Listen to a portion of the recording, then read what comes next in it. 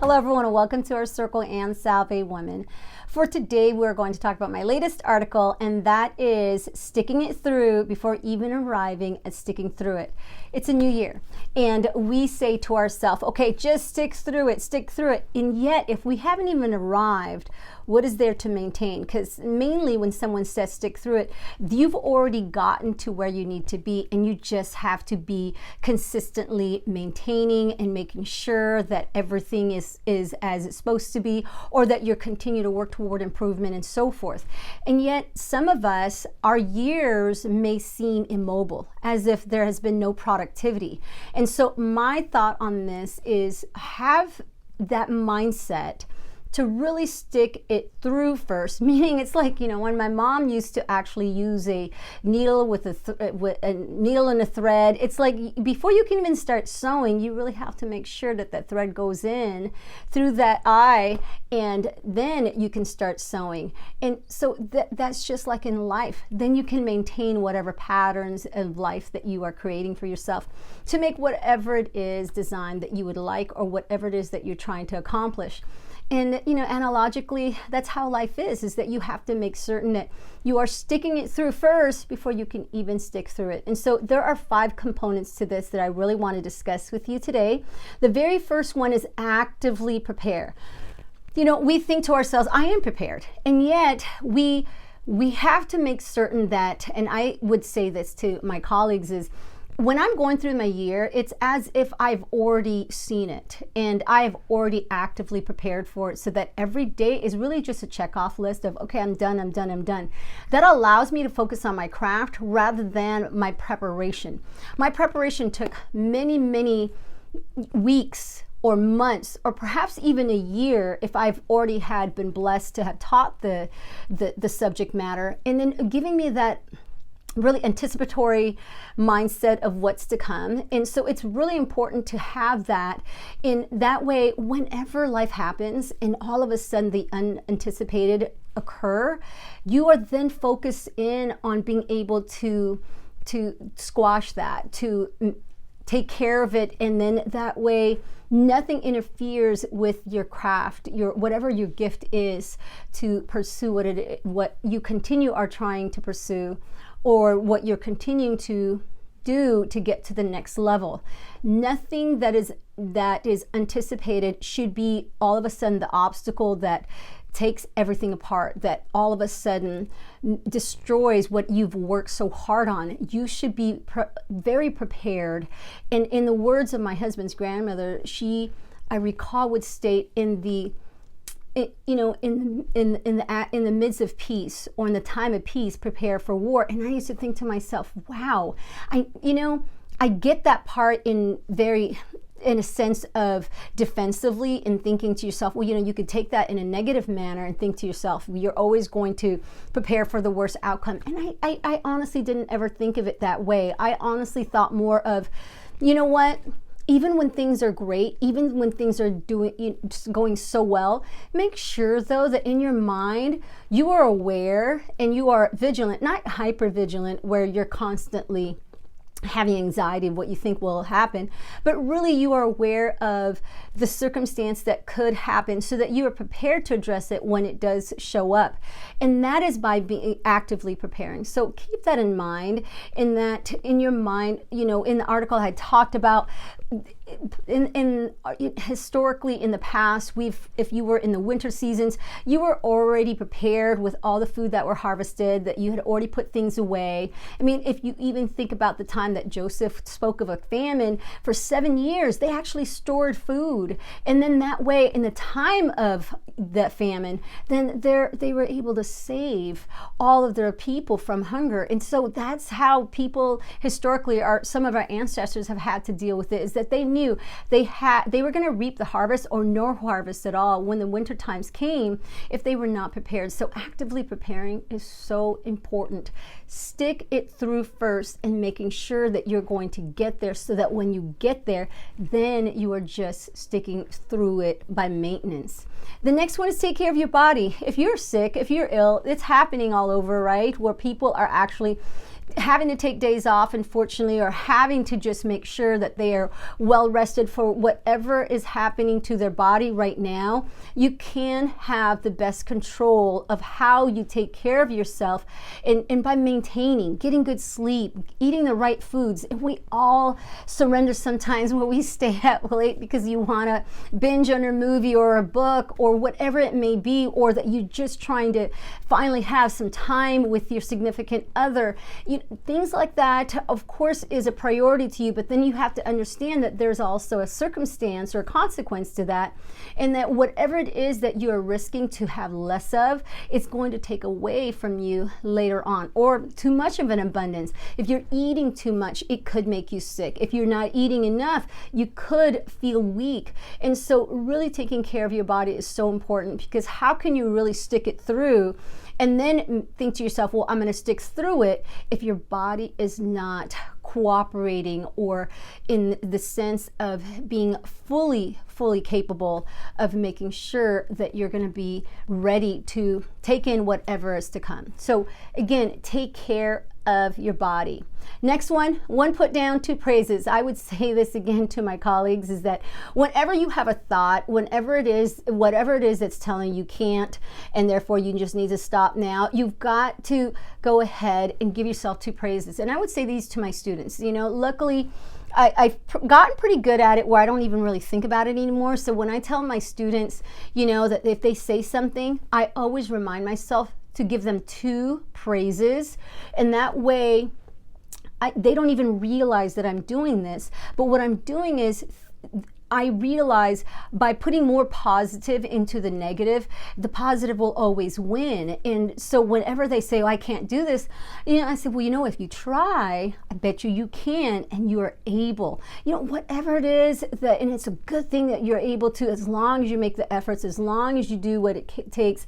And whatever I throw in there, I know that it's more positive, that will then counter their negative, and so that they hopefully will then feel a lot more replenished from the negativity that perhaps they fed themselves, because we all do it. And so whatever it is in life, that as you are trying to stick it through, and all of a sudden you're saying to yourself, eventually I want to be able to just stick through it, you got to get through all of those voices at first, and then just making sure that you say to yourself, I've got to make sure that whatever it is that is trying to enter into my mind or my spirit, that's trying to get me to stop, or trying to get me to not even get there, I've got to give myself praises. And that goes with everybody that you're working with as well, because if you are countering it with positivity rather than negativity, and think about which wins.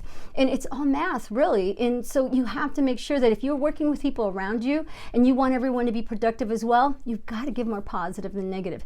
It's okay to be constructive, but just understand that you have to actually feed people more positivity and able for it to grow rather than negativity. And all of a sudden you see everyone starting to go down.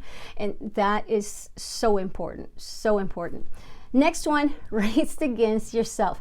Now, I bring in Newton's law with this, the force equals mass times the acceleration, the second law, right? And so you have to understand that.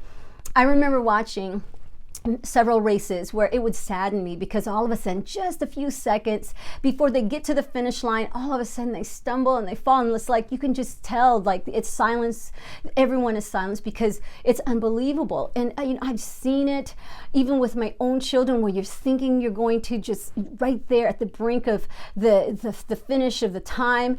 It's hurtful. It is so hurtful. I don't even really like to think back to those moments, because the hurt is so deep, and where you're thinking to yourself, I was there, I was almost there, and then all of a sudden there was something that obstructed me. And honestly, perhaps most, if not all the time, the obstruction is from within.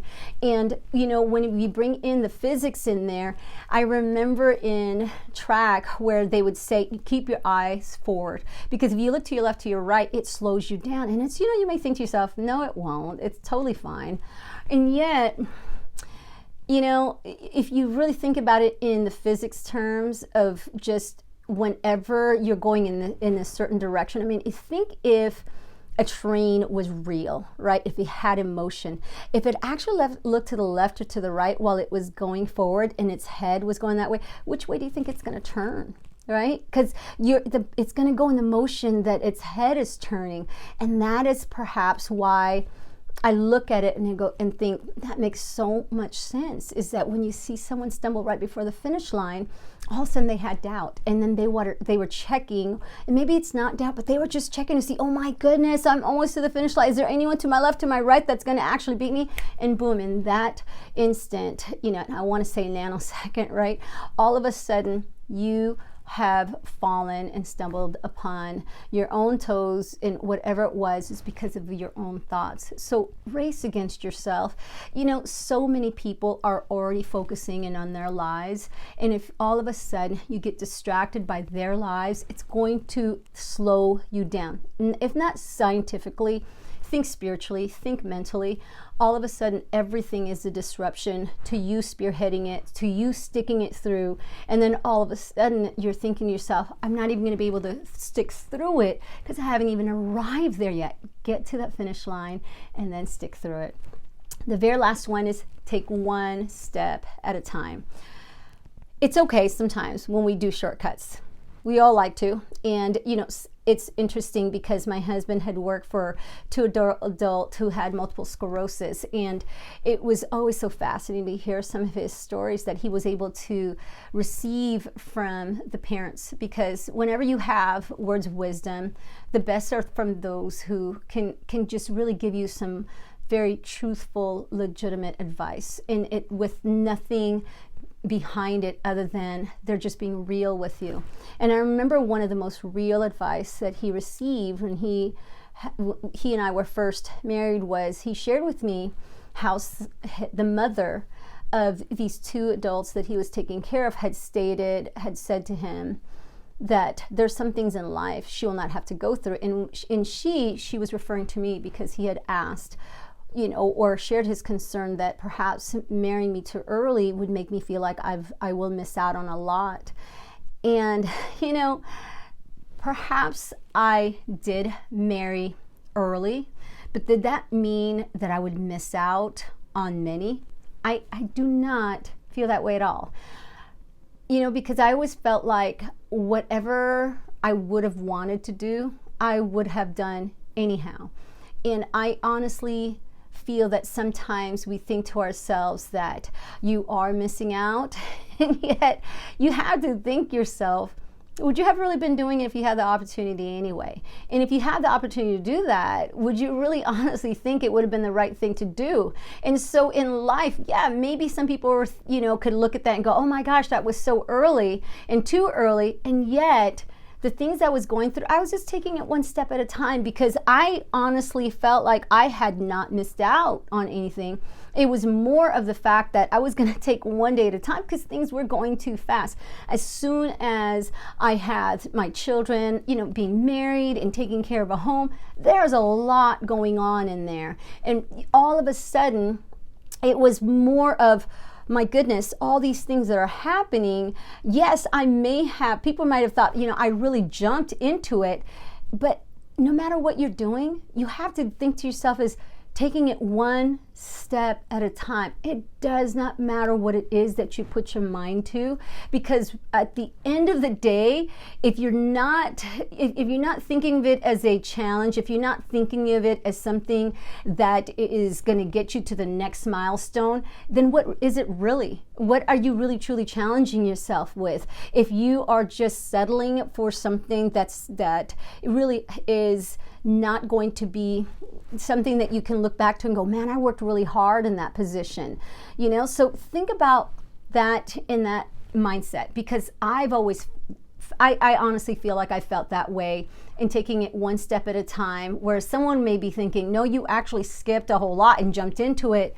And yet when you, whatever it is that you have, you're sticking it through, and then all of a sudden you just have to stick through it, because once you arrive, yes, maybe, for some people it was more of jumping too early, but it was never truly a shortcut.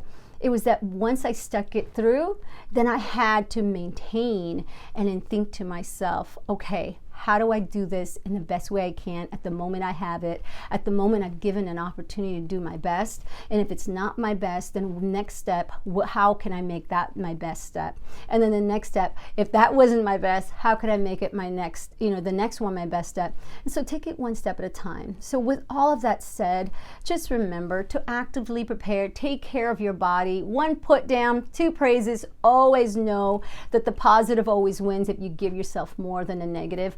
Race against yourself. Other people are doing their own lives. And then take 1 step at a time. Even though it seems like you may have jumped into something, you're in there, okay? And once you're in there, then you just give it everything you got 1 step at a time, because that's all in the power that you have to do. And no matter what, love yourself. Know that you are moving forward and that you are at least not just sitting on the couch doing absolutely nothing and watching your life go to, just pass you by. You are proactive in making certain that you get there, and once you get there, then you're maintaining. So in the words of my mother, God bless us all. Just continue to do you the best way you can. Stick it through, and once you get there, stick through it, but stick it through first. Get there and then maintain. We'll see you next time. Thank you so much. And I really appreciate you all this time for listening, and really, really make sure that if you want to continue, just go ahead. Don't forget to subscribe. It doesn't really matter what you decide to do with your life, as long as you follow the positivity, and hopefully the positivity is with me in these moments where I get to share with you my heart and share with you my moments, so that we can stick to the positivity together. Have a good one. We'll see you next time.